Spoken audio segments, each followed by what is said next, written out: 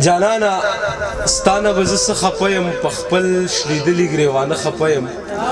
جانانه ستانه به زه څه خفه یم په خپل شلیدلي ګریوانه خفه یم هغه چې ما باندې پروا نه لري خدایه چې ولې پسې زه خفه یم هغه چې ما باندې پروا نه لري خدایه چې ولې پسې زه خفه یم اوس ترې واپس ته اخیستو هم نه دی په خپل اوس ترې واپس ته اخیستو هم نه دی زه مې په خپل ورکړي زړه خفه یم په ښکاره وایم چې هېڅ هم نشته خو ګوره پټ ورپسې ښه خفه یم په ښکاره وایم چې هېڅ هم نشته خو ګوره پټ ورپسې ښه خفه یم د ثواب کار دی ښه پوهېږم خو د دوو کسانو په واده خفه یم د ثواب کار دی ښه پوهېږم خو د دوو کسانو په واده خفه یم سیره چونکې روایات وي او ضروري وي چې دا وړه شان سیره د عمران ته ډالۍ او بیا د هغې نه پس یو غزل وایم چې نن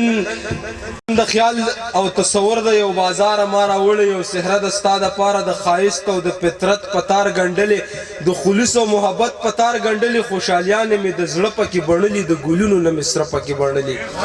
خوشحالیانې مې د زړه پکې بڼلې د ګلونو نه مې سره پکې بڼلې د جهان ټول ښایستونه ورپکې دي د فطرت بلها رنګونه ورپکې دي د ققنس د خولې شپېلۍ پکې پرته ده د طاووس ګوره لکۍ پکې پرته ده د ققنس د خولې شپېلۍ پکې پرته ده د طاووس ګوره لکۍ پکې پرته ده د سپوږمۍ د شپې سپوږمۍ پکې پرته ده داسې ښکاري چې ګړۍ پکې پرته ده